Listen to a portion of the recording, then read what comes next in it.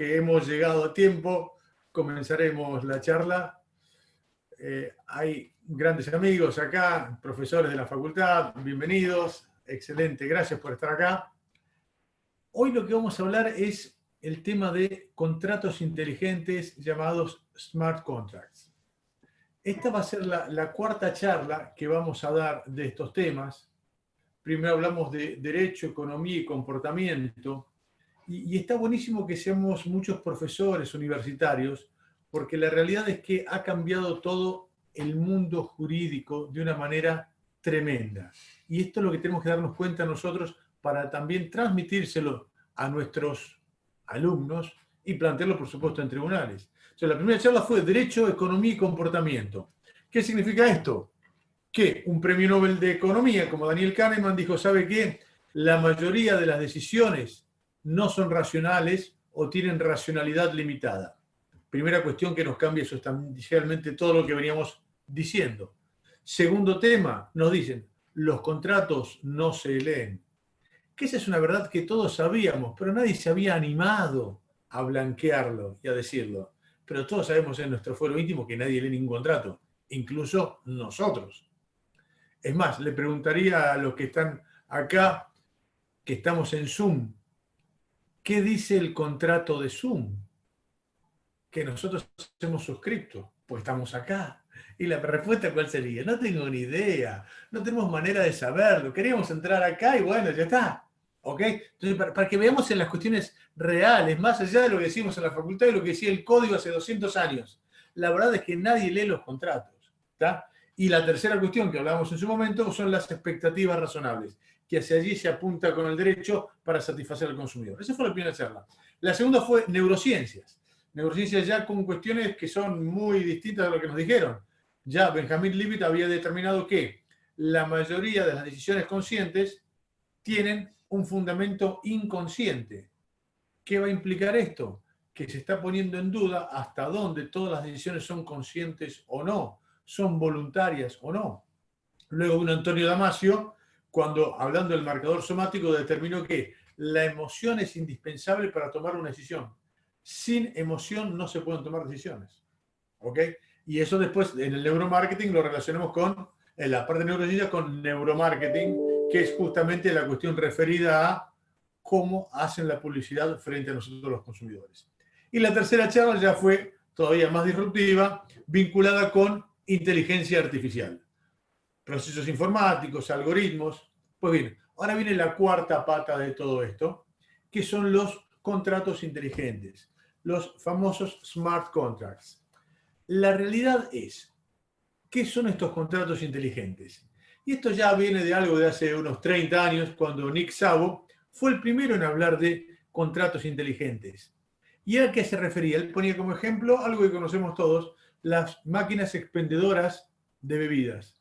¿Y por qué? Porque las máquinas expendedoras, ¿cómo se rigen? Por el proceso if-then. Si pasa tal cosa, hacemos tal otra. Entonces uno pone la moneda, aprieta qué quiere, si quiere con gas, si quiere con azúcar, sin azúcar, lo que fuere. Eso sería muy rudimentariamente lo que implicaría ser un contrato inteligente. ¿Ok? Ahora, ¿cuál es la realidad? Para mí que todo esto se basa en un malentendido terminológico.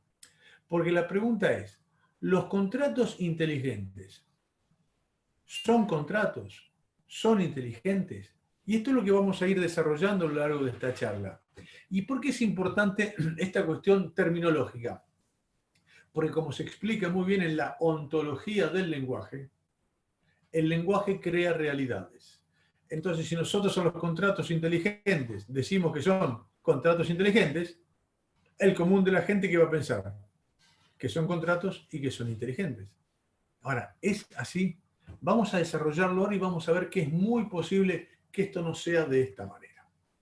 Pero avancemos un poquito. Veamos un concepto de contratos inteligentes. Obviamente que hay de 100.000 millones de conceptos, de ideas al respecto, pero ¿cuál es la que más nos satisface a nosotros? Algo sencillo, puntual y específico. ¿Qué son los contratos inteligentes? Son procesos informáticos autoejecutables. Y acá va a estar la característica principal de este tipo, de este nuevo animal que ha aparecido en el mundo, que son autoejecutables. Y no solo que son autoejecutables, sino que son autoejecutables vinculados a la economía real. Entonces, para poner un ejemplo concreto, hay un ejemplo que tiene mucho glamour, muy bonito, es el famoso ejemplo del caso Fisi, que era de una compañía de seguros, donde si vos ibas a tomar un avión y sacabas este contrato inteligente, si el vuelo se retrasaba o si el vuelo no salía, automáticamente a vos te pagaban. ¿Ok? Entonces, esto realmente era interesantísimo. ¿Por qué? Porque ni siquiera vos tenías que hacer la denuncia y esto automáticamente por algoritmos te pagaban a ti. Claro, uno ve este ejemplo y dice, es la maravilla personificada. Ha llegado la luz al derecho. Ahora, la pregunta es, ¿todos los contratos inteligentes son como este caso Fisi de AXA? Y la realidad es que vamos a ver que no. ¿Por qué? Porque este es un ejemplo divino, hermosísimo, chiquitito, la indemnización son 2 monedas y realmente no había mucho riesgo. Lo que tenemos que ver ahora es cómo es de verdad el contrato inteligente. ¿Por qué? Porque aquí hay algo que es básico, amigos. Nos gusten o no nos gusten, los contratos inteligentes van a llegar. Ergo, los que somos profesores acá, los de contratos, amigos, a incorporar ya a la bolilla contratos inteligentes, porque no hay alternativa. No podemos sacar a los alumnos a la calle sin explicarle esto. Pero, a ver, nosotros tenemos que ver de no tener una admiración ridícula ni un rechazo infundado. Sí, porque cuando algunos dicen, che, inteligencia artificial, contrato inteligente, ha llegado la quinta esencia del derecho. Es verdad. Les cuento, hoy empecé a leer un libro de una genia, Cathy O'Neill, que es una posgraduada en MIT en ingeniería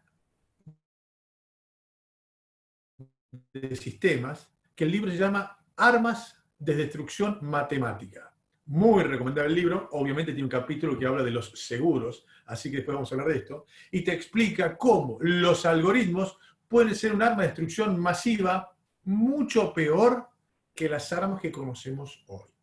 Pero reitero, los algoritmos llegaron, esto va a estar acá, lo que no podemos es abrir así, recibirlo con los brazos abiertos, como si estuviera todo perfecto, ni tampoco rechazarlos. Tenemos que ver de qué se trata, para que como hombres de derecho veamos cómo lo vamos a ir manejando. Entonces, ¿cuál es la característica de esto? Dijimos, proceso informático autoejecutable que tiene vínculo con la economía real. Este vínculo con la economía real, ¿qué significa?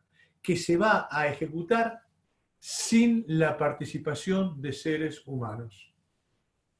Y acá viene lo buenísimo y lo malísimo. Sin participación de seres humanos, llámese abogados, llámese jueces, llámese la nada misma. Esto va a ser todo automático. Y acá, a nosotros que los que nos gustan los seguros, les voy avisando que ya hay contratos de seguros que se están aplicando acá. Por ejemplo, veremos en su momento los seguros paramétricos, que es otra cuestión muy novedosa que tenemos en el ámbito de los seguros. Ahora, ¿cuáles son entonces las características que tenemos? Perdón, el que quiere interrumpir, interrumpa con todo gusto, porque incluso cada interrupción va a ser buenísima para que yo pueda cebarme mate. Así que va a ser bienvenida. ¿Ok? Entonces, ¿cuáles son las características que tenemos de este contrato? Primero, y la fundamental, autoejecutable. Esto significa que el contrato, por sí, por no, de una manera u otra, se va a ejecutar. O no van a pagar la prestación de manera automática sin que participe ninguna persona. Es más, no solo que es que no participe ninguna persona, sino que en la mayoría de los casos va a estar prohibido hasta técnicamente la participación de personas. Ya vamos a ver cuando analicemos cómo se incluye la mayoría de estos contratos inteligentes en la blockchain. Y una vez que entraste en la blockchain, se hace un hash, que es como una huella digital informática, y ya eso no se puede modificar más. Entonces, para que vayamos viendo. Pero entonces, vayamos a la característica. Primero, la más destacada es que son autoejecutables. Sí, Celia quería hacer una consulta. Dale, aprovecha y llego mate, dale. Con gusto. Tenés apagado el micrófono. Para que estás muteada. Tu marido no te deja hablar. Dale, ahí está. No, y que me puse esto porque bueno, no, que yo decía, está bien, son contratos inteligentes, autoejecutables, pero siempre detrás de eso hay un titular, digamos, ya sea persona jurídica, persona humana, que crea Eh, un sistema y sí, del cual es ponele. responsable de ese sistema. Sí, Si ponele. bien se autoejecutan, porque hoy toda la tendencia es esa, la autoejecución, las mismas aplicaciones, cuidar o los permisos para la autorización para circular son autoejecutables, porque el sistema mismo te dice si podés circular o no podés circular. Bien. Y Perfecto, es sí. no, Correctísimo. una cuestión simpática de cómo funcionan los sistemas para circular. Mi hijo pidió una autorización, ¿no? O sea, porque mi marido tiene una veterinaria, está en la provincia, bueno. Entonces, pidió la autorización para veterinaria. Y le piden un respaldo, ¿viste? Ingresos brutos, lo que fuera. ¿Sabés lo que puso? La foto de mi ex perro. Sí, Y sí, sí, sí. pasó, le dieron la autorización. Esto habla de los riesgos también del sistema. ¿Y quién está detrás de ese sistema? Está el Estado, provincial, municipal, bueno, lo que fuera. Así es, así es. Por eso, justamente a la parte final de esta charla se va a llamar Mirando al futuro, porque evidentemente algo tenemos que hacer. ¿Ok?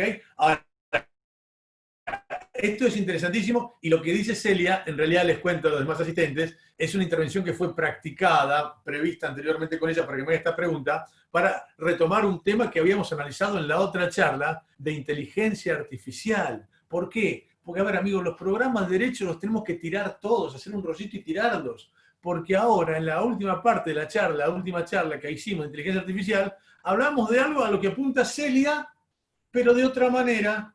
¿Por qué? Porque ya se habla de la personalidad jurídica de los robots. A ver si nos entendemos. Entonces, ¿por qué? Y porque ya pero esto no es una metáfora, no es una creatividad literaria. Ya en Europa, el Parlamento Europeo ha dicho que hay que empezar a investigar cómo van a ser las personalidades jurídicas de los robots.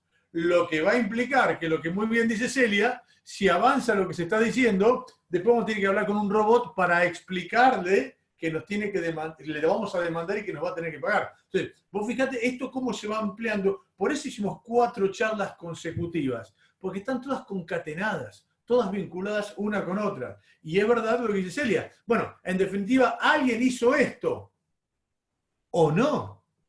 ¿Por qué? Porque recuerden la última charla que dimos del algoritmo inteligente. ¿Qué es un algoritmo?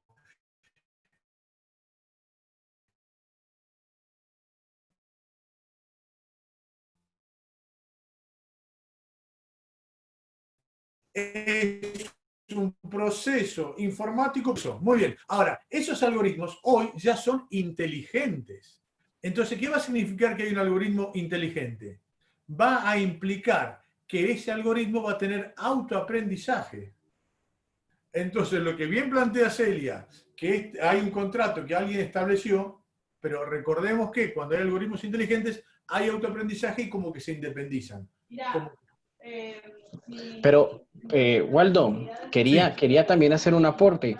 Recordemos que dentro de los dos modelos de contratación inteligente está el modelo interno y está el modelo externo. Cuando nosotros hablamos del modelo externo de la contratación inteligente, hace referencia a ese contrato que yo realizo de manera tradicional, pero algunas de sus cláusulas son consignadas o ejecutadas a través de un código o una prueba de manipulación. Pero cuando yo hablo, por decir algo, de los contratos inteligentes celebrados de manera interna, son esos que en un momento determinado, en la etapa de formación, en la etapa de ejecución, se han establecido a través del lugar de la blockchain, ¿cierto? Y de ahí se desprenderían otras dos características que también hay que tener presente, y es cuando hablamos de la contratación inteligente abierta o la contratación inteligente cerrada. Cuando es abierta, me permite a mí una modificación. Eso no lo podemos tomar como un contrato inteligente. El contrato inteligente cerrado es aquel que subimos a la blockchain y ahí es donde entra todo lo que es la parte de los algoritmos inteligentes, Internet de las cosas y todas y cada uno de esos nuevos componentes tecnológicos que hacen que este contrato genere cierto grado de incertidumbre, yo diría que incertidumbre no, creo que la palabra correcta fue la que hablaste la semana pasada, Waldo, inseguridad jurídica. Así Genera es. eso, una inseguridad jurídica. Quería dar ese aporte. Gracias, Lenis. Bueno, les cuento a los amigos que esta intervención de Lenis también estuvo prevista porque luego vamos a hablar de este tipo de contratos. Así que, perfecto, Lenis. Es buenísimo porque esto es el aporte que vamos haciendo para ir viendo cómo se va a ir desarrollando esto. Sí, una cuestión terminológica fundamental. En los contratos inteligentes no hay algoritmos inteligentes. Justamente por eso más adelante vamos a ver que el contrato inteligente no es inteligente. Pero ya vamos a llegar a esto, ¿ok? Entonces el contrato inteligente no tiene algoritmos inteligentes. Eso va a ser algo que en un futuro quizás llegará. Hoy no es así. Entonces, hoy el contrato inteligente, ¿qué es? Es un contrato, ni siquiera es un contrato, es algo rudimentario que sigue las pautas if-then. Si pasa esto, hacemos lo otro. Si se retrasa el vuelo, automáticamente te pago el dinero. Sin intervención humana, sin nada. Entonces, se caracteriza por ser autoejecutable, por no tener la intervención de seres humanos y porque son rápidos y de bajo costo. Por tanto, esto en las empresas es como miel en los oídos. Rápido, económico, que tiene bajo costo, no participa el ser humano. Ahora, vamos a ver hasta dónde esto sirve y hasta dónde no sirve. Segunda característica de este contrato autoejecutable, que muy bien habla Lenis. Después vamos a ver cómo se mete en la blockchain. La blockchain, recuerden que es aquella cadena de bloques descentralizada que es dificilísima de modificarlo porque tienes que hackear más del 50%. Por tanto, una vez que entró en la blockchain a través de un hash, que es un algoritmo, eso ya no se puede modificar. Después vamos a ver acá que es uno de los problemas. Una vez que entraste en la blockchain, no se puede sacar. Pero vamos despacito. Entonces, primera cuestión, autoejecutable. Segunda cuestión, contratos completos. En teoría, cuando se hace un contrato inteligente, es un contrato completo que prevé todas las alternativas que pueden llegar a suceder. Después, más adelante, cuando veamos los problemas, vamos a ver si eso es verdad. Es más, vamos a hacer un ejercicio práctico, es decir, ¿quién se levanta a animar a levantar la mano y decir, yo te voy a hacer un contrato completo que prevé absolutamente todo? Imposible. Pero el contrato inteligente sí tiene, en teoría, esa característica. Claro, la característica de que es completo, donde por default, aquello que no está previsto, va a encontrar el consumidor. Pero por ahora estamos viendo las características. 1, autoejecutable. 2, completo. 3, es sistema binario. If then. Si pasa esto, hacemos lo otro. No hay otra alternativa. ¿Ok? Por eso reitero lo que vamos a ver más adelante. No son algoritmos inteligentes. Es más, lo llaman dumb contracts. Contratos tontos. De inteligentes no tienen nada. Ya lo vamos a ver. ¿Pero por qué? Porque justamente se rige por el sistema if then. Si pasa eso, hacemos esto. Si pasa lo otro, hacemos tal cosa. Y la cuarta característica es que son inmodificables. Y esto es un tema determinante. ¿Por qué? Como bien dice Lenis, una vez que lo metiste en la blockchain, ya no lo podés cambiar. ¿Ok? Y aquellos que se pudieran cambiar eventualmente ya no son contratos inteligentes, porque su característica es que es inmodificable. ¿Está? Por eso, más adelante vamos a ver el tema de la certeza informática versus la seguridad jurídica. Porque acá las empresas te lo plantean como la panacea de la seguridad jurídica. Y después quiero analizar un poquito si hay tanta seguridad jurídica. Y además, seguridad jurídica, ¿para quién? ¿Ok? Eso lo vamos a ir analizando. Entonces, ya por lo menos ahora planteamos las características. ¿Cuáles son las clases de contratos? Y en principio tendríamos como distintas clases de contratos. Están los puros o los híbridos, que es un poco lo que decía Lenis. ¿Cuáles son los puros? Los contratos inteligentes puros son aquellos que están solo con códigos informáticos. ¿Ok? Que están metidos en un soft y vos dijiste, sí, quiero. Apretaste y anduvo. ¿Qué dice ese contrato? No tenemos ni idea. ¿Por qué? Porque después vamos a ver que el contrato inteligente híbrido es el que tiene algún soporte en papel. En cambio, el contrato inteligente puro no tiene ninguna clase de soporte en papel. Claro, y acá vamos a empezar a los que estamos en Argentina a decir, che, pero un momentito, ¿y qué pasa con el Código Civil y Comercial? Artículo 1100, deber de información. ¿Qué pasa con el artículo 4 de la Ley de Defensa del Consumidor? Deber de información. Artículo 42 de la Constitución, deber de información. Realmente el deber de información en el contrato inteligente puro no existe. ¿Ok? Primera cuestión.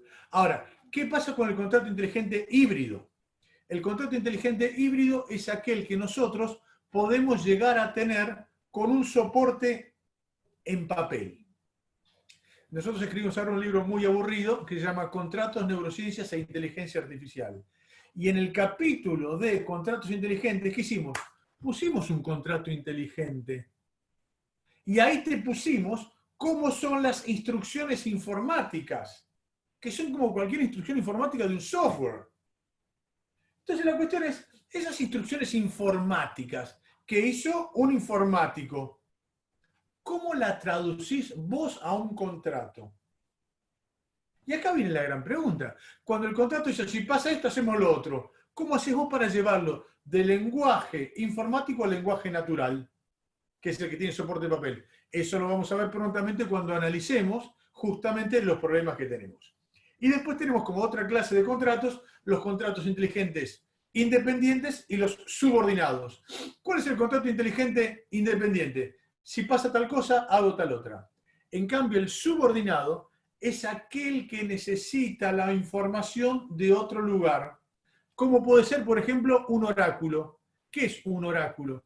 Un oráculo es aquel que te brinda cierta información. Este oráculo puede ser un Internet of Things, una cosa, una cámara, algo que ve que se inundó algo y ya te gatilla algo, o puede ser una base de datos. Por ejemplo, en el contrato FISI, cuando el vuelo se retrasa, no es que alguien llama y dice, che, se retrasó el vuelo. No, no. Justamente el contrato inteligente está conectado a la torre de control. Y cuando la torre de control, el vuelo se retrasó, ¡pum! Si pasó el tiempo pertinente, se paga de manera inmediata. Entonces, este contrato depende, el contrato inteligente subordinado, depende de un oráculo, ¿ok? Que es el que le brinda información. Más adelante, cuando vayamos a ver los problemas, la pregunta va a ser, che, ¿y esto no puede ser hackeado? Si se hackea la CIA, si se hackea el FBI, ¿se podrá hackear la torre de control de Ezeiza? No me contesten.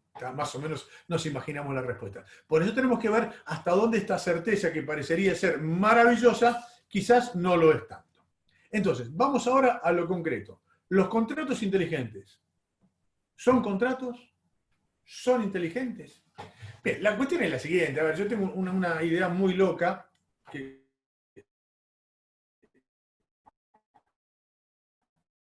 por suerte ninguno de los colegas creo que la comparte, y es que para el único contrato que existe es el contrato paritario, que realmente no se puede utilizar, ya nadie de nosotros hizo un contrato paritario.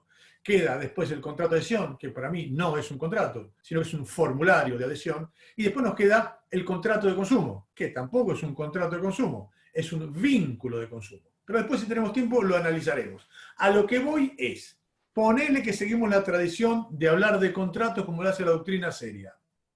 Pregunta, ¿quién de nosotros tuvo la posibilidad de brindar consentimiento y autonomía de la voluntad en el proceso informático llamado contrato inteligente?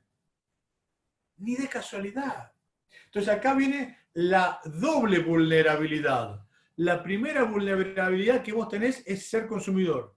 La segunda vulnerabilidad es que no tenés ni idea de la parte informática.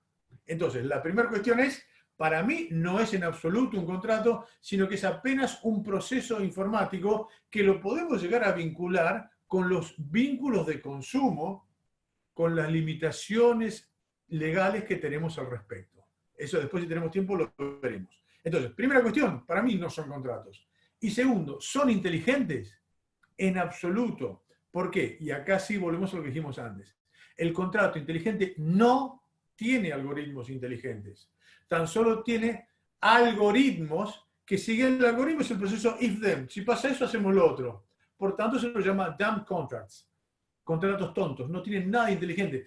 Es más, el que creó la nomenclatura de contrato inteligente, que es un profesor norteamericano, Szabo, él dijo que cuando habló de contrato inteligente no estaba haciendo referencia a la inteligencia artificial, sino a la autonomía y a la autoejecutabilidad. Lo que pasa es que fue un nombre tan cool, tan lindo, tan hermoso, contratos inteligentes, smart contracts, en Argentina, si bien en inglés nos parece, wow, una maravilla, que lo adoptamos al toque. Ahora, ¿sirve para algo? Es lo que vamos a tener que analizar. Entonces, ya vimos que no son contratos, no son inteligentes. Ahora, ¿por qué a las empresas les interesa esto?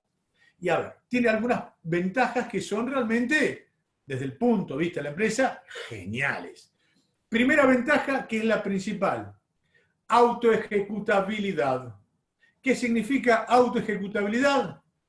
Señores, no participan los seres humanos. Para una empresa eso es una genialidad.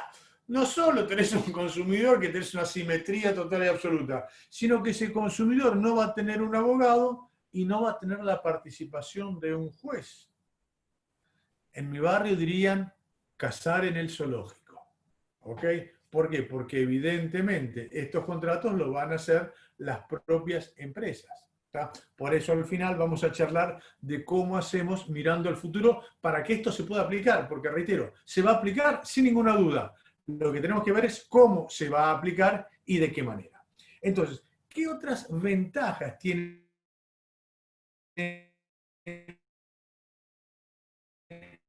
el contrato inteligente? Uno, hacer esto. Automática. ¿Por qué? Porque evidentemente si pasó tal cosa, automáticamente sucede tal otra.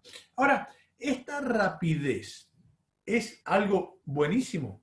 Hay un ejemplo muy interesante cuando se habla de contratos inteligentes, que es el ejemplo de Toyota en Japón. ¿Qué pasa con Toyota en Japón? Te venden los autos en cuotas. Los japoneses son un país raro porque te venden el auto y te lo entregan cuando vos iniciás el contrato.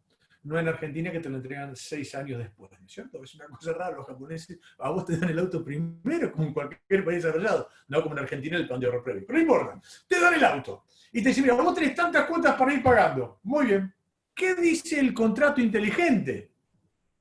Una vez que se produzca la mora de cualquier cuota del señor japonesito, automáticamente la camioneta no arranca más.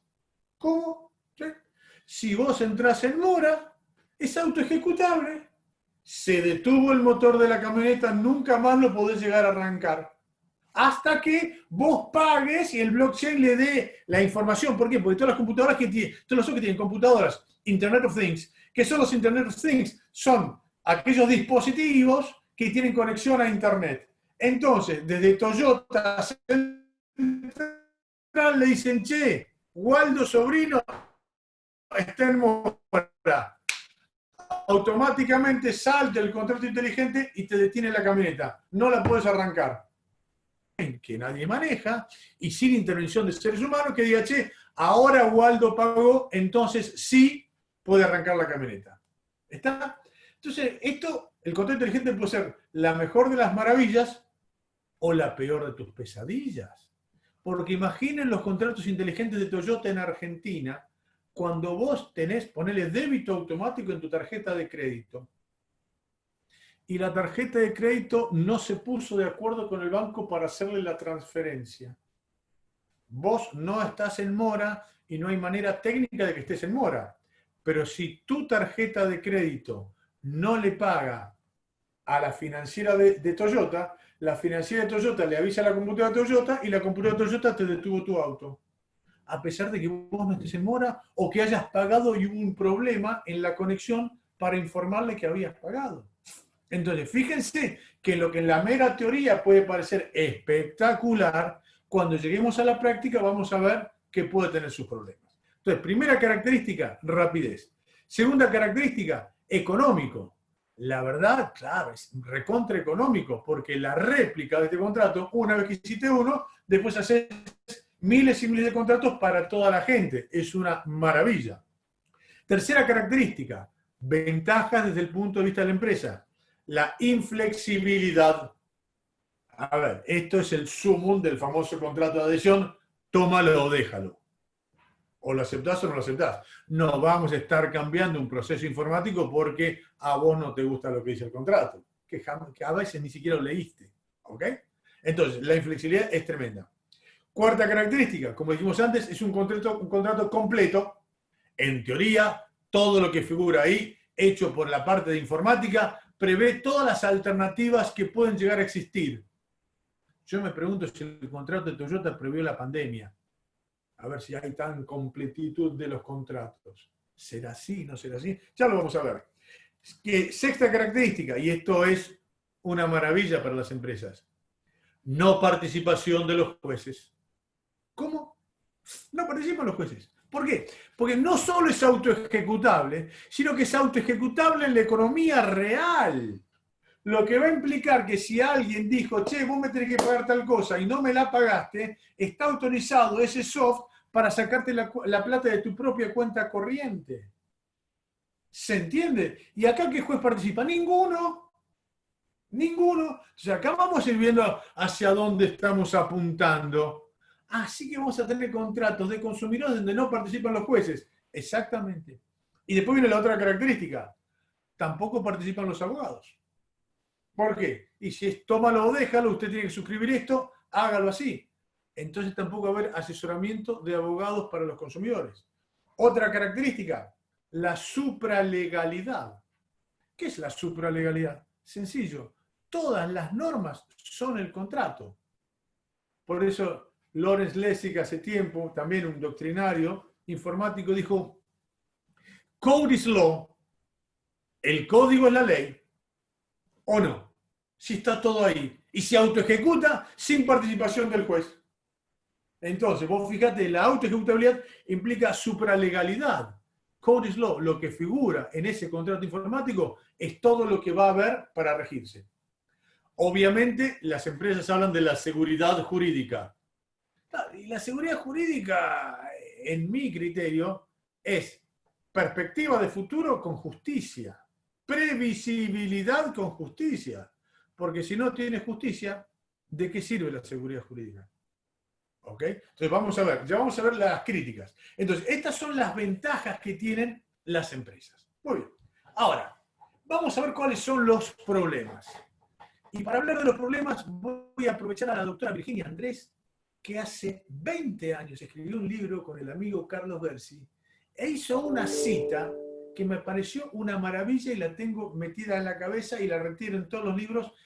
Ella cita a Stark, Roland y Boyer, que decían, fíjate qué interesante esta frase, los más débiles, presionados por las necesidades, están obligados a querer lo que los más fuertes son libres de imponerles. Esto es el contrato inteligente. Vos no tenés ninguna posibilidad de nada y el más fuerte, el que establece el contrato, es el que te lo va a imponer. Entonces, vamos a ver cuáles son los problemas que podrían surgir de esto.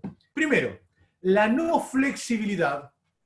La verdad es que es una maravilla el contrato para la empresa. Se rige por el principio if-then. Si pasa esto, hacemos lo otro. Ahora, yo les pregunto a los amigos, a los colegas, che, ¿el derecho es blanco o negro? ¿Es para un lado o para el otro? No hay ningún tipo de flexibilidad, no hay cuestiones intermedias, no hay cuestiones que deberíamos analizar en el caso concreto.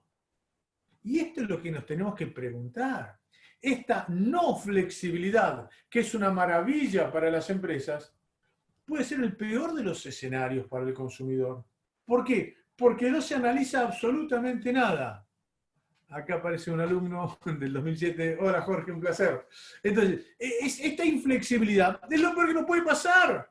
Porque sabemos que el derecho no es blanco o negro. Entonces, justamente lo que se caracteriza estos contratos son por no tener flexibilidad. Entonces, la primera pregunta es, señores, esto ya es un problema grave. Segundo problema, que es la ventaja de la empresa, son contratos completos. Y acá sí, me animo a hacer este trabajo práctico.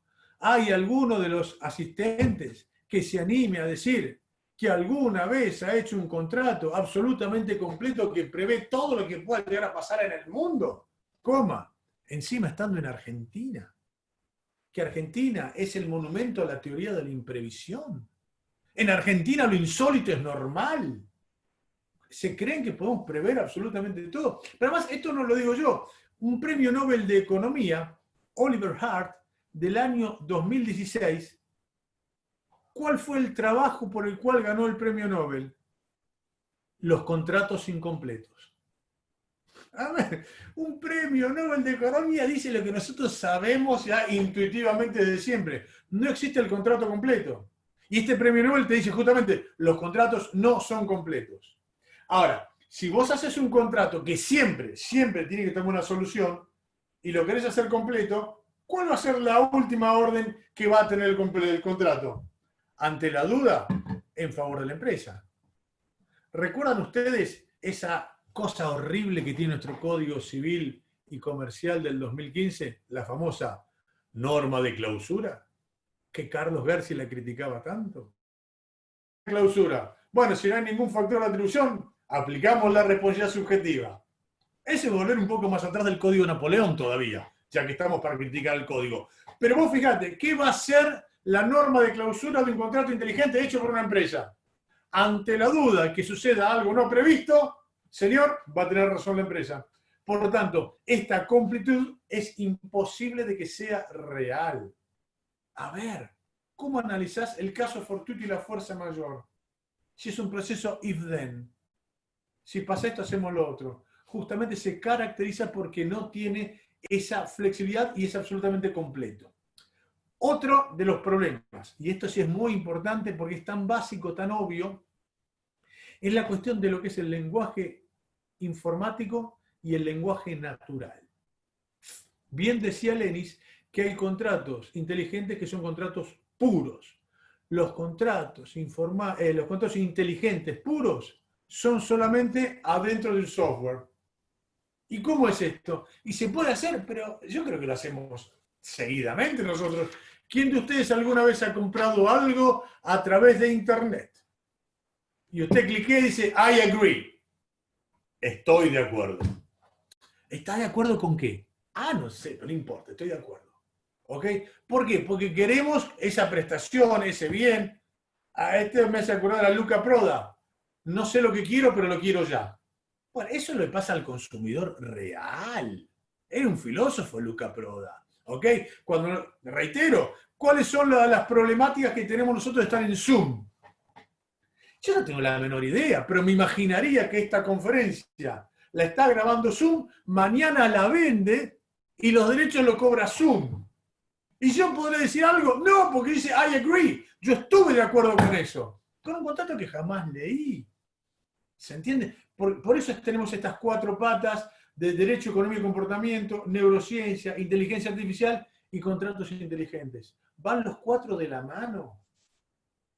Porque la realidad es que ha cambiado absolutamente todo lo que nos enseñaron. No quiero decir que lo que nos enseñaron es mentira, pero no era muy real tampoco. ¿Ok? Entonces, esto es lo que tenemos que empezar a reanalizar. Pues bien, y ahora volvamos al tema. Lenguaje informático versus lenguaje natural. La pregunta es, lo que hace un pibe en lenguaje informático, el que hace el informático, es pone instrucciones. Si pasa esto, hace lo otro. Si pasa lo otro, hace tal cosa. ¿Cómo haríamos nosotros con toda buena voluntad? Lenis habla de la ley del código, exactamente. ¿Cómo haríamos nosotros con toda la buena voluntad, siendo la Virgen María, de tratar de traducir? Acá me pone algo, Leonel, a ver, para que no lo leo, Leonel, decímelo en voz.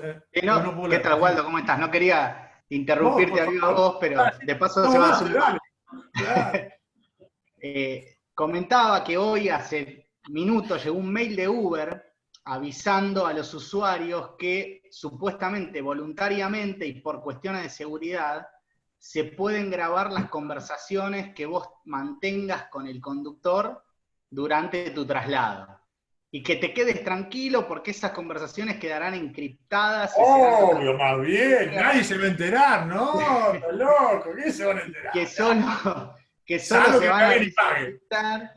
Entonces, justo lo que estabas diciendo es precisamente eso, y me acaba de llegar el mail hace 5 minutos.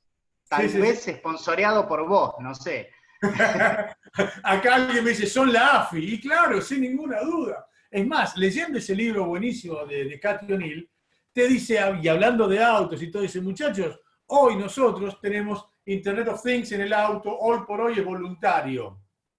En los próximos años, date por internetizado, porque nos van a poner Internet a todos en el auto, y el que no tenga eso va a pagar más cara la privacidad. Por eso te explica Cathy O'Neil que la privacidad va a ser para los ricos. Porque el rico va a poder decir, yo pago más prima para que vos no sepas dónde yo estoy. Los tipos normales, los profesores de la UBA, pierdan cuidado que vamos a tener todos ese GPS en el auto y como campeones vamos a saber dónde vamos a estar todos. Pero es que es así, somos consumidores. Más allá de donde trabajemos, cuando sacamos el sombrero de la empresa donde trabajamos, en el resto somos consumidores. No hay ninguna duda. Por eso esto lo tenemos que analizar. Entonces vos fíjate, en el tema de los contratos inteligentes, ¿qué dijimos? Uno, si es contrato inteligente puro, que no está volcado en papel, señores, es la personificación de la ilegalidad manifiesta. Porque ¿dónde está el deber de información? No existe. Y en el hipotético caso que esté volcado el lenguaje natural, incluso si de buena fe te quieren explicar lo que dice el contrato, realmente va a ser dificilísimo. Es más, aprovechando que está el amigo Daniel Gufante acá, le voy a contar una anécdota que tenemos los abogados de seguros. En el libro aburridísimo que escribí, 2000 hojas, es insoportable, el segundo tomo empieza con cláusulas abusivas. Y una cláusula abusiva es una genialidad de los abogados de compañías de seguros. ¿Qué dice? O de reaseguradoras, no sé. Se llama cláusula de versión libre. Este es buenísimo porque lo tengo en papel, ¿eh? ¿Qué dice la cláusula de versión libre? Dice, señor asegurado, esta póliza es una traducción en versión libre del texto en inglés. Pero en caso de que haya discrepancia entre el texto español y el texto en inglés, va a tener preeminencia el texto en inglés que usted no conoce. ¡Genial! ¡Genial! Es decir, Franz Kafka a la orden del día, mis amigos, ¿se entiende? Entonces, si eso nos pasa en los seguros, ¿vos te imaginás lo que va a ser la traducción de un lenguaje informático a un lenguaje natural? Va a ser casi imposible. ¿Está? Por eso, después cuando vayamos a la última parte, que digamos, mirando al futuro, que vamos a ver, vamos a analizar qué alternativas podemos llegar a tener para ir arreglando todo eso. ¿Está? Bien, ¿qué otra cuestión?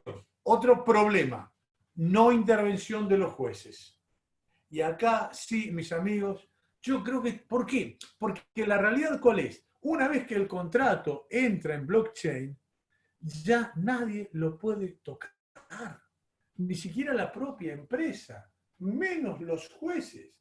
Entonces vos fíjate que la paradoja ¿cuál es? Que este contrato, en este aspecto, no solo es ilegal, es inconstitucional. ¿Por qué? Porque te está sacando de tus jueces naturales. ¿Se comprende? Entonces vos fíjate, ya se está hablando en la doctrina de la tiranía de los algoritmos. Claro, porque el algoritmo es el que va a decidir si tenés razón o no tenés razón. Y después, acá dicen si usan seudónimos, claro, también le dice exactamente. Entonces, vos fíjate que te sacan de los jueces y esto ya hace que sea de una ilegalidad manifiesta. Por eso siempre viene bien recordar a Miguel de Unamuno cuando decía, hay verdades que por conocidas se callan, pero que por callarse se olvidan. Señores, no podemos tener un contrato que no esté sujeto a la supervisión de los jueces. No tiene el menor sentido. Ahora, ¿esto está llegando? Por supuesto que sí. Otro problema que tiene, y esta no es una cuestión corporativa, pero es la limitada participación de los abogados. Acá la doctora Loveche levanta la mano. Doctora, todo suyo, totus tus. No te escucho. ¿O está fónica la doctora Loveche? Le gritó mucho. Ahora sí. No. Quería hacerte una preguntita, porque vos hablás que los jueces no van a intervenir. ¿En dónde no van a intervenir los jueces? No van a intervenir quizá en la formación de ese contrato, no van a intervenir en caso de incumplimiento, por ejemplo, Toyota, como hablabas, pero sí van a intervenir en caso de daños. Es decir, ¿qué pasa si yo estoy enferma, me corta el auto y se me muere alguien? Justo se cortó repetímelo, por favor. Digo, que no van a intervenir quizá en la, digamos, en la solución inmediata, pero sí van a intervenir en la solución mediata del caso los jueces. Existe la posibilidad. Sí. Pero perdóname, te doy el ejemplo de vuelta, que no sé si lo escuchaste. Si yo estoy llevando en mi auto a alguien a un centro médico de urgencia y me cortan el auto, me cortan el vehículo, eso es un daño que me van a tener que reparar. Sí. Totalmente sí. Ahora, dos cositas. Uno, Toyota lo que hace es no te corta el motor, sino no te lo deja arrancar. No te va a permitir ni siquiera subir al tipo del auto. Pero la realidad, ¿cuál es?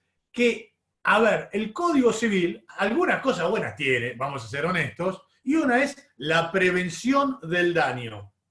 ¿Ok?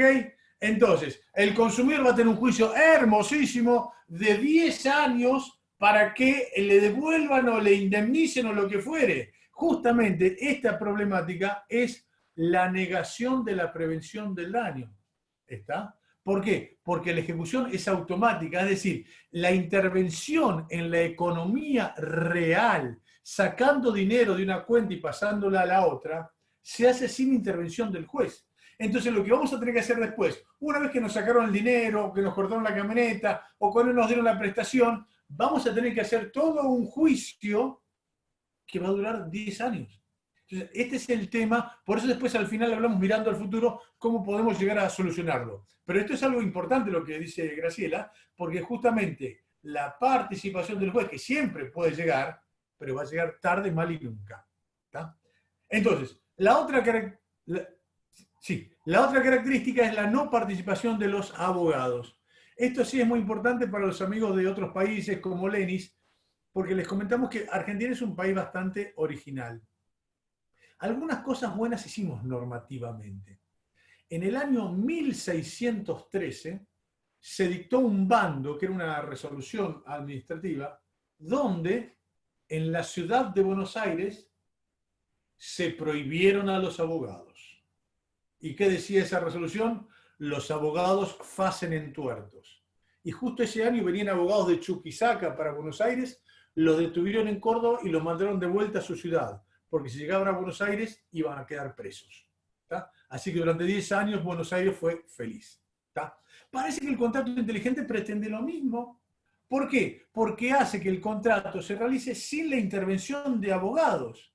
Entonces la cuestión es, che, ¿y quién va a defender al consumidor de manera previa? Porque reiteremos, los que ya somos de más edad, debemos reconocer ante los más jóvenes que a nosotros nos mintieron como a quinceañeras en la universidad. A mí hace 40 años, a mi amigo Mitch, que era mi compañero de cátedra de la facultad de estudiante también. ¿Por qué? Porque nos decían, el daño es reparable. Mentira. La única manera de reparar el daño es que el daño no se produzca. Después llega tarde, incompleto, no sirve. La única manera es que sea preventivo. Y vos fíjate que con lo que estamos hablando acá, en la mayoría de los casos, la prevención no es lo que se caracteriza. Avancemos un poquito más. Otro de los problemas que tiene este código, este contrato, es Code is Law. El código es la ley. Y fíjense la paradoja con analogía con el Código Napoleón. En nuestra época, yo soy muy viejo, había derecho romano en la facultad, una materia rarísima que ya los jóvenes no conocen. En el derecho romano se estudiaba el Código Napoleón y nos enseñaban lo que decía Buniet, que fue de los primeros profesores ya vigentes del Código Napoleón. ¿Y qué decía Buniet? Yo no enseño el derecho civil, yo enseño el Código Napoleón. Porque para él el Código Napoleón era todo el derecho del mundo. Es más, cuando se dio el primer comentador del Código Napoleón, ¿qué dijo Napoleón? Mi código ha muerto, porque no quería que haya comentaristas. Pues bien, esto es lo que pasa con estos contratos inteligentes. porque en teoría está todo resuelto ahí adentro y el consumidor cuando tenga un problema se le va a complicar sustancialmente poder avanzar en ese sentido. Vayamos rápido para no robar mucho tiempo. ¿Qué vamos a tener también? Pregunta, ¿alguno de ustedes alguna vez ha tenido algún problema con alguna computadora, con algún software? Y sí, justamente eso es lo que se llama los bugs. Los bugs que son los errores que tienen los sistemas. Y ahora, mis amigos, ¿por qué los sistemas informáticos pueden tener problemas y creemos que no lo van a tener los contratos inteligentes? La realidad es que los contratos inteligentes sí pueden estar incluso mal hechos. ¿Ok? Fíjense que yo acá tengo, estoy dando la charla, pero generalmente se me corta internet. ¿Ok? Entonces, mi señora llamó a internet, Gaby llamó a internet y le dijo, mire, no me funciona internet, mándeme un servicio. Y la chica le dice, mire, yo el servicio no se lo puedo mandar. ¿Por qué si no me funciona? Yo sé que no le funciona porque estoy viendo que no le funciona. Pero ¿sabe qué? El sistema informático dice que su problema fue solucionado. Claro, pero no funciona. Sí, yo lo sé porque veo que no está funcionando. Pero como el sistema dice que su problema fue solucionado, no le puedo mandar otro servicio. ¿Se entiende? Problema que tiene el sistema y conversación entre borrachos, entre humanos, pero el sistema dice que no me van a mandar nada. Bueno, eso puede pasar con los sistemas informáticos. ¿Qué otra cuestión tenemos? Y esta es la última de los problemas. El tema de la certeza informática versus la seguridad jurídica. Y esto sí es un tema importantísimo. Amigos, para nosotros, o por lo menos para mí, la seguridad jurídica es previsión con justicia. Pero esto no es una idea mía, ya lo dijo San Agustín y fue reiterado por el Benedicto XVI. Un Estado que no se rigiera por pautas de justicia no se diferencia de una banda de ladrones. Entonces, si este contrato no me lleva a la justicia, evidentemente no es seguridad jurídica, es lo peor que puede pasar en el mundo porque va a ser la certeza de la inseguridad. Para ir terminando, primero, los verdaderos contratos inteligentes. Parecen las verdaderas mujeres asesinas, ¿no? Pero no, son los verdaderos contratos inteligentes. ¿Cómo deberían ser los contratos inteligentes? ¿Van a llegar? Sí van a llegar. Hoy no hay. ¿Cómo van a ser? Contratos con deep learning, ¿ok? Con machine learning, donde van a poder analizar las cuestiones. ¿Y a qué se va a parecer eso? A los sistemas que ya tenemos en Argentina de resolución de conflictos. Recuerden esto para los amigos de la UBA, que un gran orgullo que tenemos es que tenemos en la Facultad de Derecho de la Universidad de Buenos Aires el Laboratorio de Inteligencia Artificial que lo lidera uno de los más grandes expertos que tenemos en esto, como Juan Corbalán, Cecilia Danesi, Daniel Pastor, que son los más creativos y más profundos han hecho todo esto, y Juan Corbalán ha desarrollado el sistema Prometea.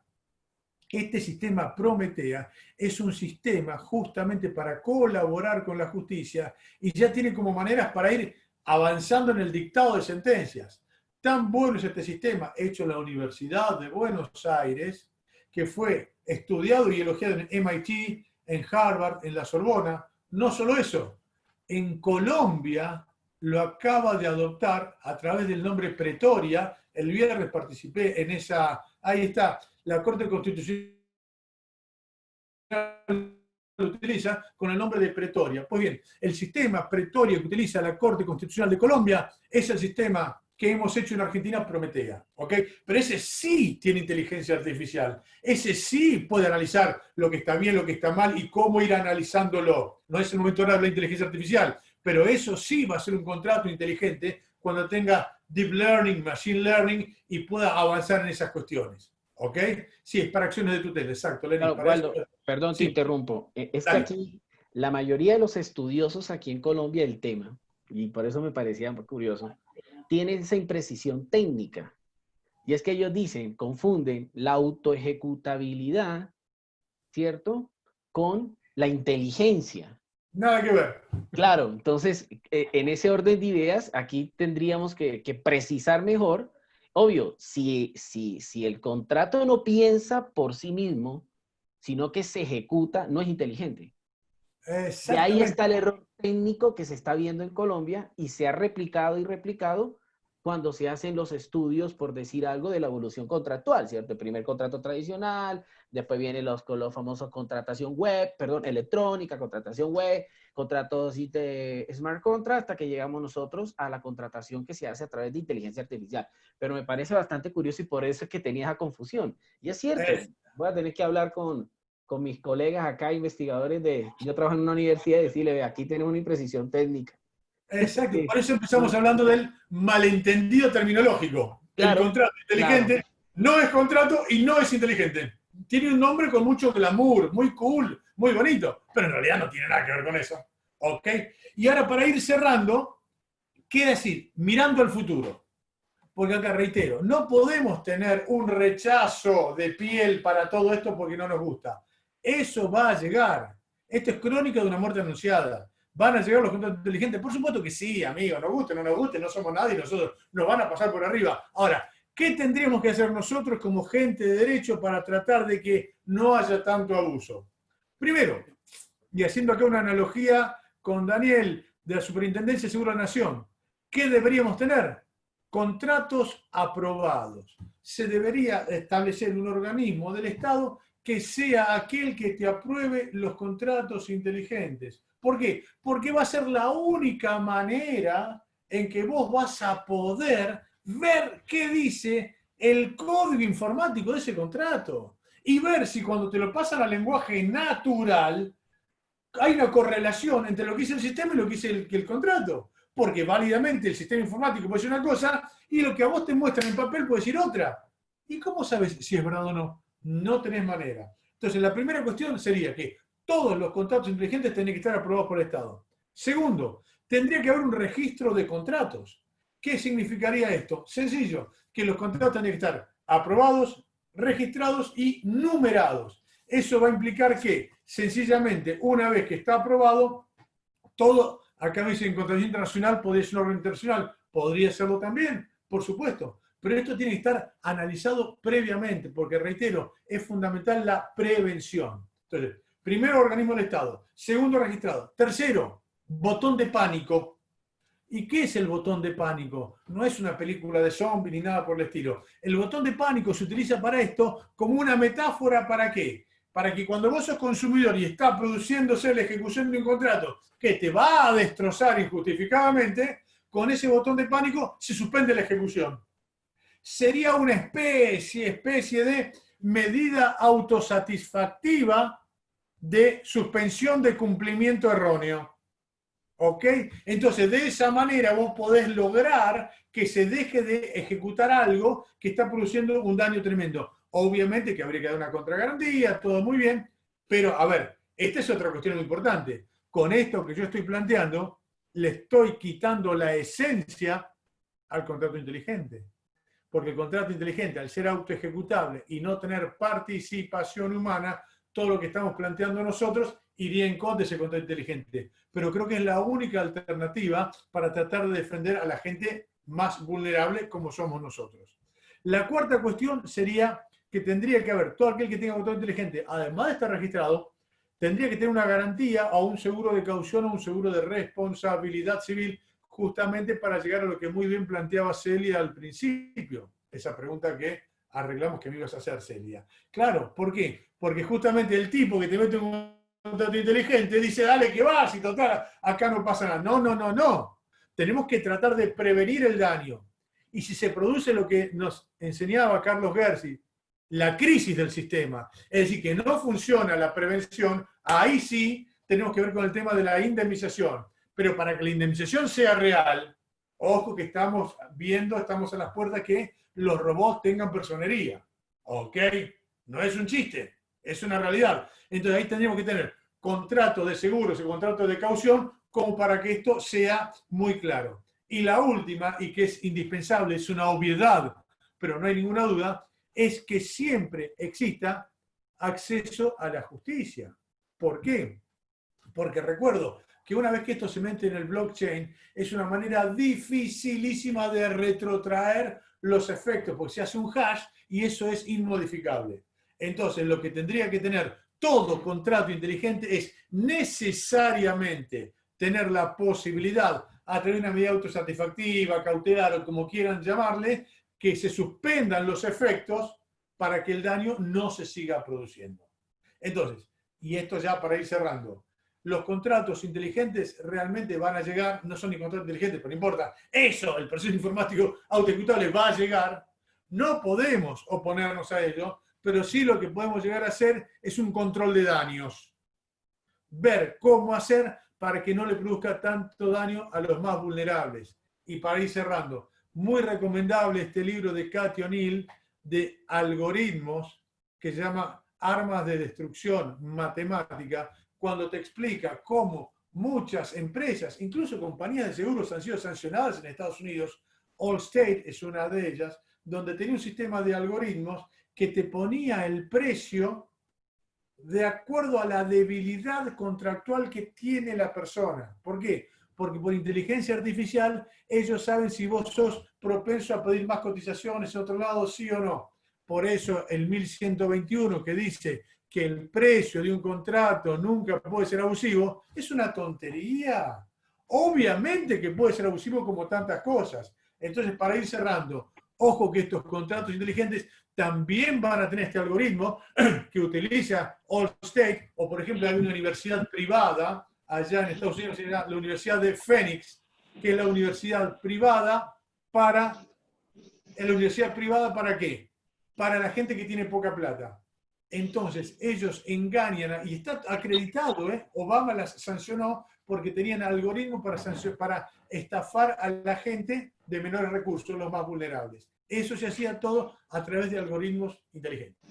Amigos, esto ha sido, quedo a disposición por si hay acotaciones, lo que quieran, con todo gusto los escucho. Gracias.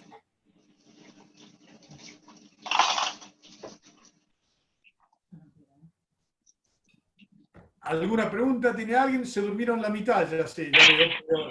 Los que están despiertos, ¿alguno? Hola, yo tengo una consulta. A ver, acá está, sí, Daniela, creo que querías decir algo. Sí, 121 de dónde, perdón, porque no llegué tarde y no llegué a escribir, o sea, no... No, creo que es el artículo 1121 del código, pero le puedo errar por 3000 artículos a mi edad, ¿no? Pero es el que dice que los precios no pueden ser declarados abusivos, lo que es una estafa. Si no, hagan un ejercicio ahora. Metete en internet y pedí un pasaje para ir a algún lado. Te va a dar un precio. Salí, volvé a pedirlo y vas a ver que como te ven interesado, te van a aumentar sustancialmente el costo. En mi barrio eso se llama abuso, por más que el 1121 diga que no. Así de clarísimo. ¿Alguna otra pregunta, Daniela? Creo que tenés algo. No, 1121. Ah, perfecto, bueno. Ok, o sea que el 1121 como que se contrapone con el principio protectorio, digamos.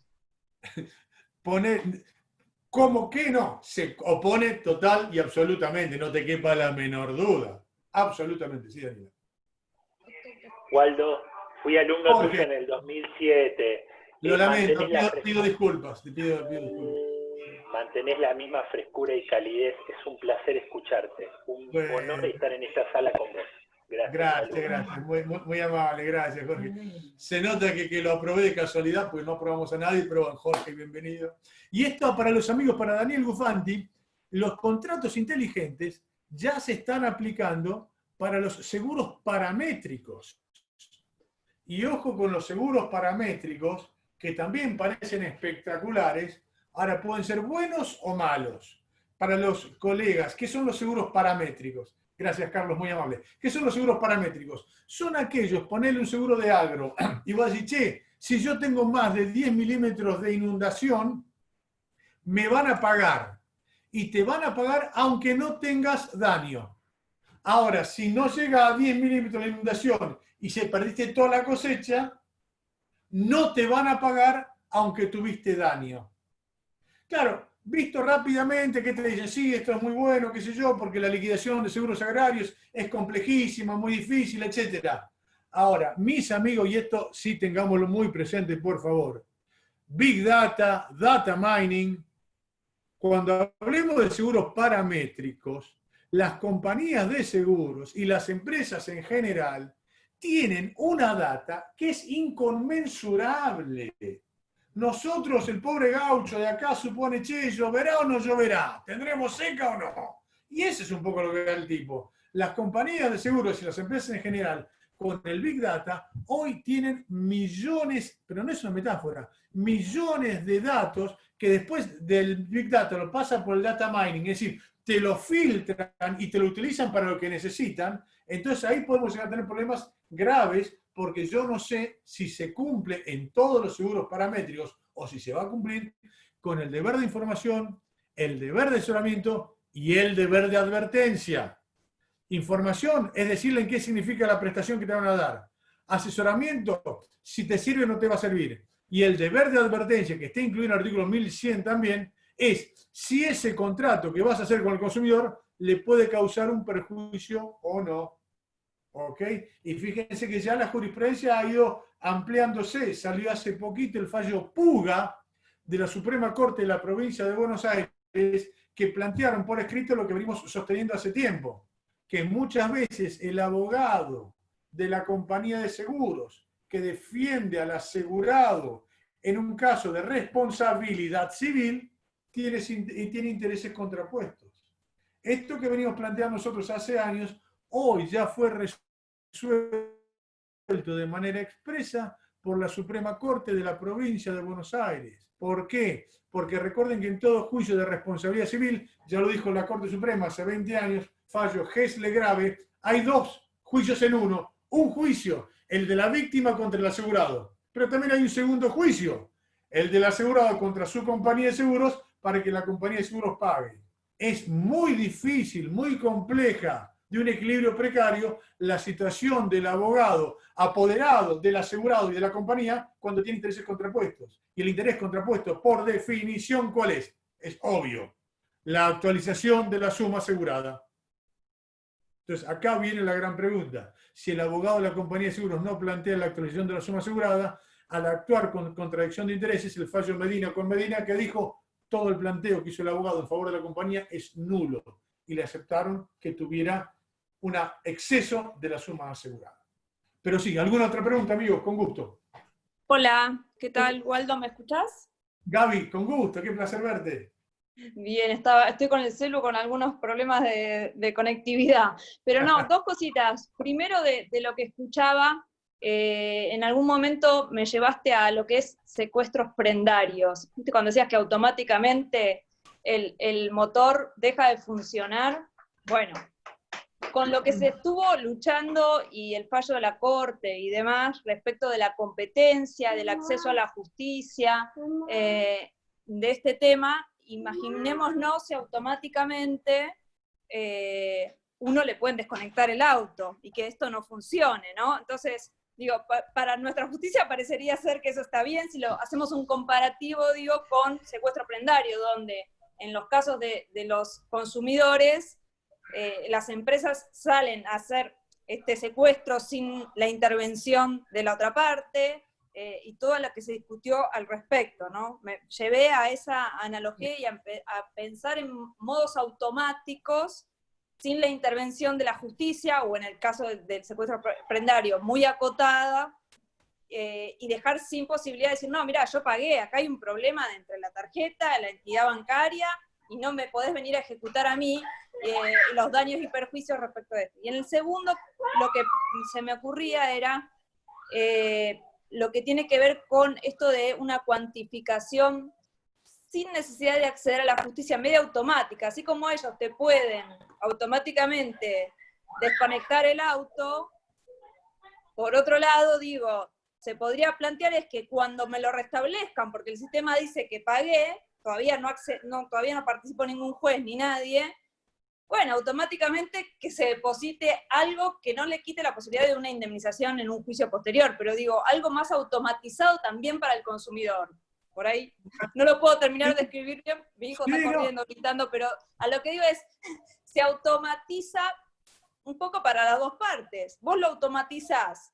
Bueno, yo cuando vos le diste el ok, automáticamente entra esta plata, que después yo puedo en un proceso reclamar todos los daños que se me produjeron. Bueno, sí, pero sabemos que ir a la justicia, no solamente tenemos que pensar en el acceso a la justicia, sino en lo que cada consumidor, cuando se le produce un daño de este tipo, tiene que tener toda la voluntad, la valentía y todo lo que implica el tiempo y demás. Sabemos que las indemnizaciones tarifadas y automáticas no no son positivas, pero digo, por ahí se podría pensar algo automático, sin perjuicio de que a posteriori uno tenga el acceso a ir a un litigio tal cual como lo conocemos nosotros. Esas dos cuestiones que me quedaron ahí un poco picando de la conversación.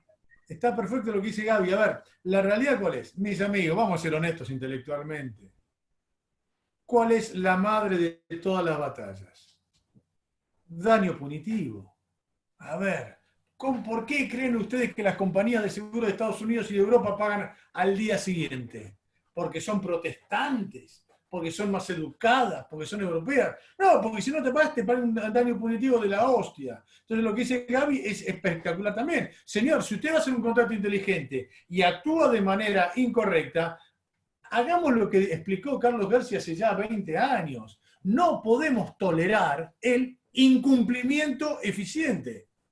La justicia no puede aceptar que hay empresas que lucren a costa de la gente cuando no corresponde. ¿Por qué? Y a ver, provincia de Buenos Aires, ¿qué tasas se aplican en los juicios? Tasa pasiva. A ver, ¿quién que es demandado y que tiene que pagarla está dispuesto a pagar inmediatamente? Nadie. ¿Ok? Eso es lo que tenemos que hacer nosotros. Lo que dice Gaby es fundamental. Hacer que no le resulte redituable a la gente incumplir. ¿Ok? Por eso me parece espectacular lo que plantea Gaby. Sí, sin ninguna duda. Sí. Lo puedo... Soy Daniel, como me nombraste varias veces, si puedo intervenir. Excelentísimo abogado de compañía de seguros y profesor de la UCA, brillante, así que con todo gusto, Daniel, es un placer que estés acá. No, gracias a vos, te lo agradecí en privado la otra vez y siempre es bueno participar y que haya debate y pensar el derecho. No, algunas cosas que has comentado, algunas tienen, merecen alguna respuesta, pero no es me parece el ámbito porque no es un tema de seguros acá donde estamos hablando. Sí, respecto de la aplicación de inteligencia artificial y de respuestas automáticas, como el caso de los seguros parametrizados para... tal vez la mayoría de los asistentes son ajenos al tema de los seguros, y acá estamos hablando de seguros agrarios, es un tema muy, muy técnico, muy específico. Pero respecto de eso, coincidiendo con lo que vos decís, dos puntitos.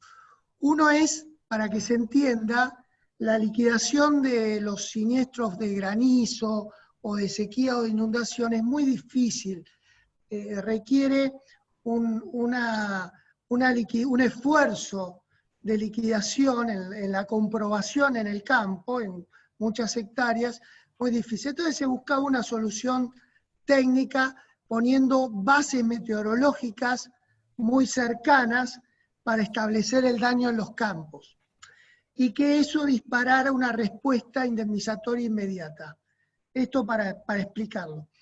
Nosotros lo que pensamos cuando se propuso es que eso debía atar, digamos, obligar necesariamente a la compañía de seguros, pero no al asegurado.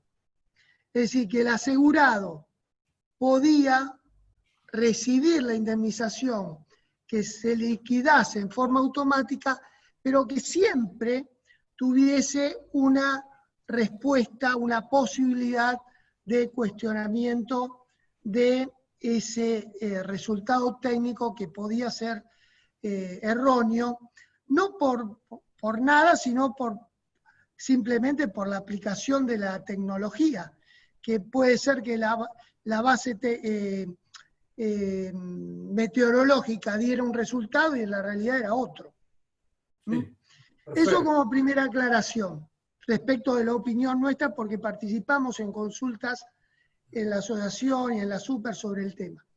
La segunda cuestión, más sobre el tema de la charla, es que si bien los contratos, los llamados contratos inteligentes, lo que tienen como bien dijiste, es que son autoejecutables, en la medida que se conecten con otras bases de datos, especialmente con las bases de datos del mercado y no de la empresa, sí se puede utilizar inteligencia artificial, no para mejorar el contrato, pero sí para proponer a la empresa una solución distinta o novedosa, o no prevista. No sé si soy claro. Es decir, si hay una empresa que hace un contrato inteligente para vender sillas, bueno, es autoejecutable. La silla te caíste, tuviste tal daño y te indemnizamos el daño inmediatamente, porque te caíste de la silla por un defecto de la silla. Ahora, si esa empresa a su vez conecta el contrato inteligente, llamado inteligente, con lo que pasa en el mercado de la venta de sillas y situaciones que se pueden dar, puede sí, inteligencia artificial sí, aprender del mercado y proponer distintas soluciones o situaciones no previstas en el contrato que se está implementando. Y eso creo que sí es inteligencia artificial, porque es aprender en forma, la máquina aprende y propone respuesta, una nueva respuesta. Y me parece que eso es un avance tecnológico, pero esto implica un nivel superior, ¿no? De Big Data, digamos, sobre todo de buscar datos del mercado. Hacia ahí vamos, es perfecto lo que dice Daniel, comparto plenamente. Incluso en la otra charla que hablamos de inteligencia artificial, les comentaba que eBay tiene el sistema Mondria, que es un sistema de inteligencia artificial que solamente resolvió hasta la fecha 60 millones de casos. Fíjense ustedes la importancia que puede llegar a tener eso. Es más, este sistema Mondria, que es inteligencia artificial, si vos no estás de acuerdo, podés apelar. También la Cámara de Apelaciones, entre comillas, es otra inteligencia artificial, ¿no es cierto? Pero bueno, que eso no, pero vos fíjate, Waldo, ahí sí hay, porque los reclamos de los consumidores a la empresa son diversos, son novedosos, son distintos. Cuando son reclamos ya previstos, ya que se den, el sistema da una respuesta automática. Sí. Pero a medida que aparecen reclamos diversos, distintos, el sistema puede aprender.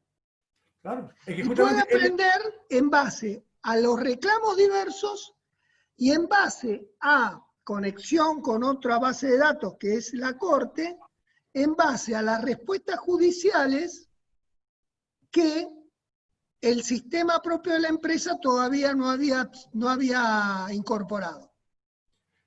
Correctísimo. Entonces ahí sí hay aprendizaje por parte del mismo sistema. Pero esto requiere siempre que esté en conexión con otras bases de datos.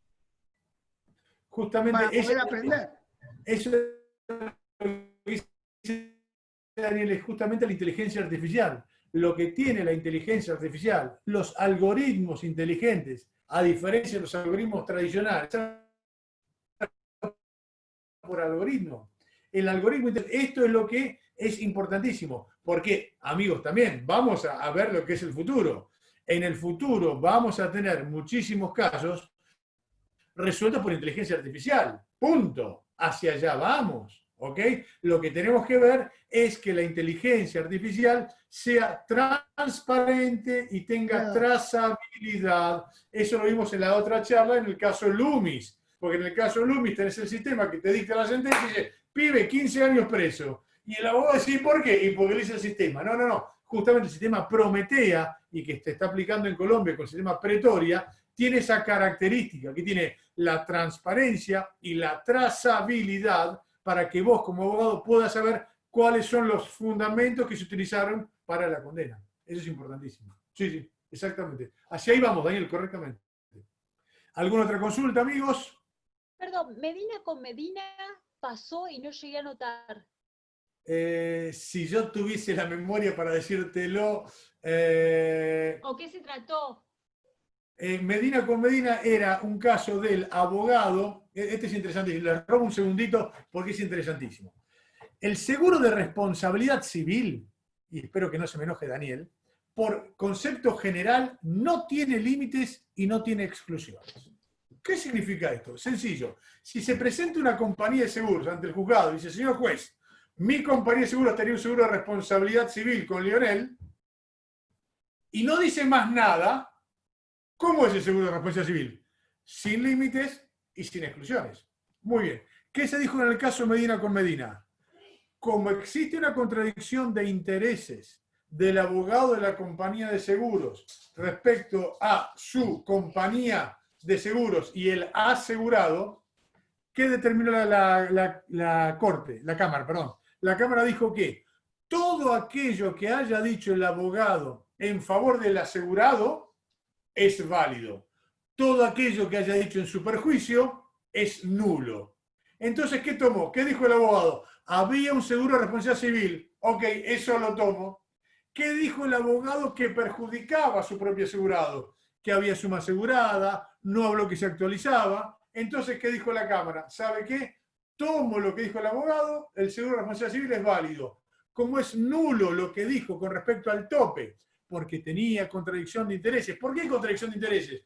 Porque si el abogado del asegurado hubiera sido cualquiera de nosotros, hubiera dicho, señor juez, ojo que usted me tenía que actualizar la suma asegurada. Como el abogado de la compañía no lo dijo, ahí está la contradicción de intereses. Y basado en eso, en el caso Medina con Medina, determinaron que no había tope de suma asegurada y que, reitero, en la Suprema Corte de la Provincia de Buenos Aires, en el caso Puga, de hace un par de meses, se dijo lo mismo, y tengamos muy presente que en la provincia de Buenos Aires los fallos de la Suprema Corte son obligatorios. Ergo, esto es un tema interesantísimo para todos nosotros. Si querés, Daniela, después mandame un correíto, me fijo en el libro que por ahí debo tener la cita. Si querés mandame un correíto. Cámara Civil será.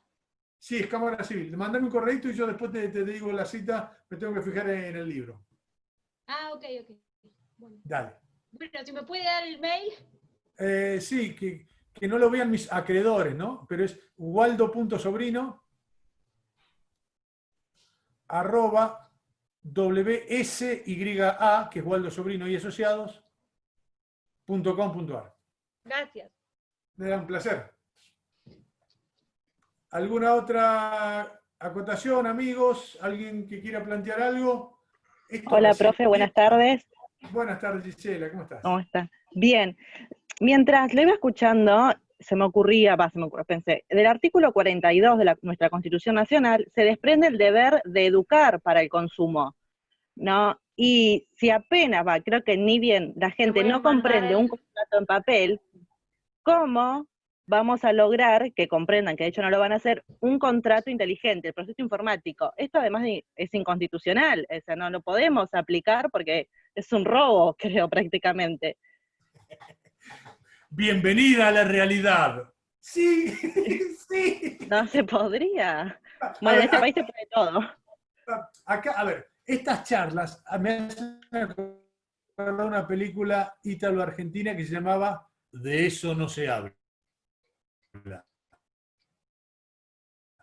Acá te estamos contando cuál es la vía, el ser, el deber ser. Acá lo que, si hay que educar al consumidor, si tiene que haber justicia, tiene que haber equidad, este contrato inteligente apunta a eso, y parecería que no por ahora, ¿no es cierto? Por eso me parece muy oportuno lo que vos decís, Gisela, con todo gusto. Y esto para los que somos viejitos. Yo cada vez que veo a mis alumnos de la UBA, me admiro de cómo piensan muchos de ellos, más allá que nosotros decimos, no, la juventud de hoy está perdida. Hacen cada pregunta en las charlas que son espectaculares. Así que piensan distinto, ok, es verdad, son diferentes. Me ha pasado que uno de mis alumnos vino al examen final en remera musculosa, short de baño y ojotas. que en mi época hubiera sido difícil, porque si no tenés una corbata de tono oscuro no te dan bola.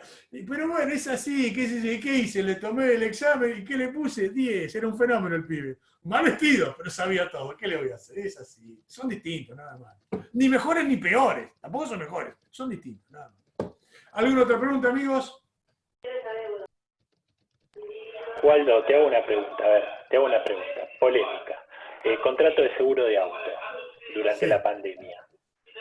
Lo llamo a mi broker, le digo que estoy complicado, me baja el precio, me dice que tiene una promo, una bonificación, pum, pum.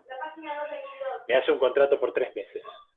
Termino ese contrato, me vuelve a llamar, le digo, mirá, el auto no lo tengo estacionado acá, no lo estoy usando. Me cambia de compañía y me dice, Jorge, ¿cuánto querés pagar? Y yo digo, no.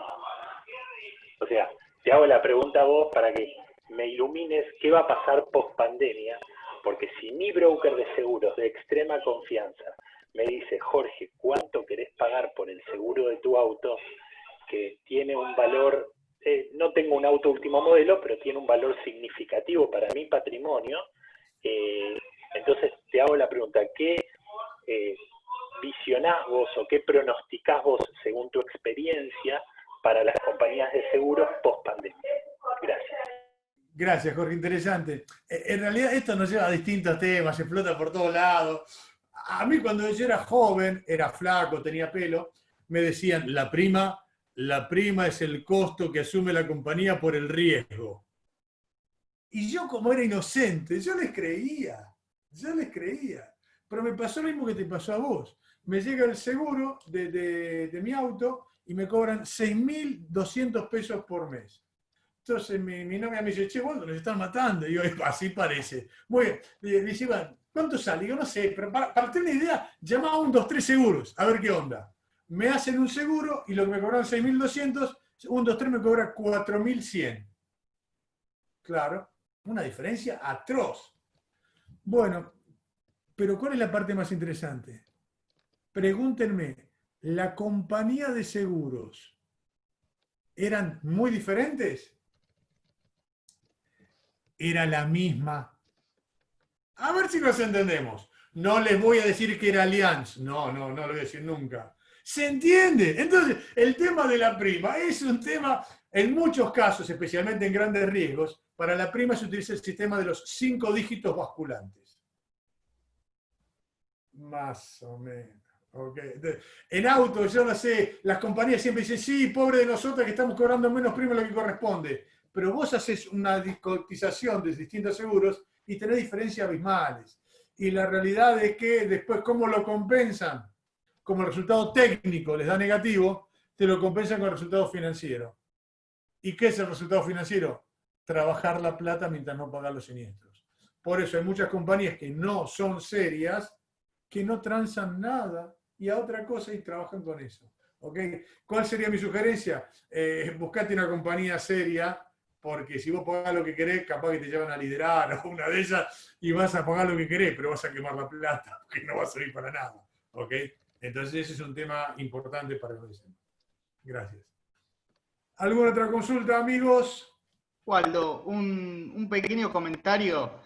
Dale, con gusto. Que me parece un factor común de todos los temas que venimos hablando, y ayer justamente estaba escuchando una exposición muy interesante del doctor Krieger, que fue el abogado en el caso Claps contra Mercado Libre, que empezó el andamiaje de la responsabilidad de los portales de venta, y hablaba sobre el tema de la fintech y todo el mercado financiero electrónico, y veo que todo apunta a una crisis procesal que no sé si vamos a poder resolver, porque todo esto que estamos hablando acá no tiene un andamiaje en tribunales.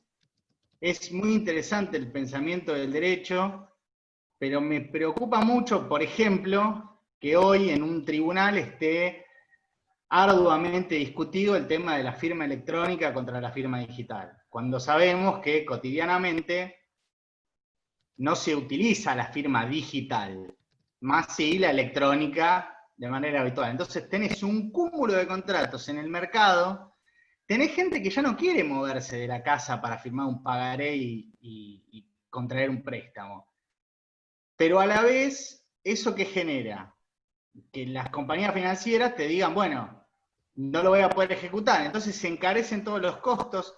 Las compañías financieras presenciales, ayer me decía justamente un cliente, están mutando a ser compañías electrónicas, a ser fintech, abusando también un poco de este gris. Y me preocupa pensar que a futuro vamos a tener un embudo, pero que no va a terminar en un poder judicial que nos recepte estos reclamos, porque hoy, por ejemplo, el pagaré electrónico no es un título ejecutivo para los juzgados, y depende del juez que te toque si te lo considera, si no te lo considera. Me cuesta pensar en el análisis del deber de consejo en un proceso ejecutivo, por ejemplo. Entonces esto, como hace rato decía Graciela Lovese, bueno, sí, se resuelve, se autoejecuta y se resuelve solo, pero si hay un tema de daños, ahí ya vamos a terminar en la justicia. Si no preparamos los códigos procesales, vamos a estar en un berenjenal. Sin ninguna duda, sin ninguna duda. Por eso no tenemos que tenerle miedo a la inteligencia artificial para la resolución de casos. Eso lo tenemos que hacer. A ver, recordamos de vuelta al gran Carlos Gersi, cuando se hizo la Ley de Defensa del Consumidor, decía que lo que hizo Menem con la Ley de Defensa del Consumidor era puro gatopardismo. Cambiar algo para que no cambie nada, porque justamente no hizo tribunales de menor cuantía. Claro. Es decir, tenemos todo el piripipi, pero en lo práctico, como bien decís vos, sí, cuando vamos a tribunales y te toca un caso que es tremendo, ¿ok? Entonces, eso comparto con vos que tenemos que cambiar muchas de estas cuestiones y sí tenemos que abrir la cabeza, animarnos a ver el tema de lo que es la inteligencia artificial, el sistema Prometea, cómo lo podemos utilizar y obviamente la firma digital, la firma electrónica, distinguir en cada caso cómo se hace, porque si no, el mundo nos va a pasar por arriba. Así de fácil. Hoy no puede ser que un juicio ejecutivo, que es algo tan sencillo en la mayoría de los casos, dependa a veces de tanto análisis humano. Debería ser algo más aceitado, pero tanto para la protección del acreedor como del consumidor, que es el que está del otro lado, y sabemos que en la mayoría de los casos no se presenta en tribunales y tiene un embargo de sueldo por 10 años. Entonces, perfeccionando eso, me parece que se lograría más justicia y aparte bajar los costos de toda la sociedad, pues si no son costos que sabemos que se transforman en externalidades que van a parar a lo que pagan. Sin duda, no, eso es así. Por eso la gente joven como vos tiene que abrir la cabeza, a mí me cuesta bastante todavía, entender el tema de la inteligencia artificial, la justicia y todo eso, pero evidentemente vamos hacia ahí. Reitero, con sistemas transparentes, con sistemas que tengan trazabilidad, todo eso. Pero tenemos que apuntar a ese lado. ¿Por qué? Porque hay mucho chiquitaje, mucho juicio chiquito, que a un juez le roba tanto tiempo, quizás un tiempo análogo a un juicio grande. Entonces, dejarlo al juez que piense las cosas que son trascendentes. Y el chiquitaje que lo maneja la inteligencia artificial. A ver, el sistema Montria de eBay apunta a eso. Son todos temas chiquitos. Cuando es grande ya salta y aparece otra situación. Deberíamos hacer lo mismo, por supuesto, sí, sin ninguna duda. Así Gracias. es. Un placer. Amigos, ¿alguna otra acotación que tengan? Allá que veo se durmió el 70% de la gente. Bueno, evidentemente ha sido interesante. Bueno, si no hay más nada, yo diría de ir cerrando. Dentro de, no sé, un mes más o menos, volveremos a hacer esta saga de charlas.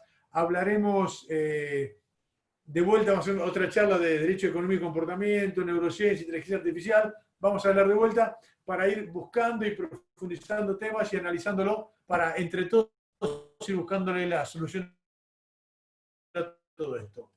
Amigos, les agradezco muchísimo, quedo a disposición, cualquier cosa. El próximo encuentro, Jorge, después lo voy a informar por LinkedIn, así que el que quiera se mete ahí y después les contaremos. Dale. Bueno, chicos, un placer verlos a todos. Gracias, Waldo. Una excelente tarde para todos. Un abrazo, Waldo, gracias. Gracias, chicos. Hasta luego, gracias. Muy amable. Hasta luego, gracias.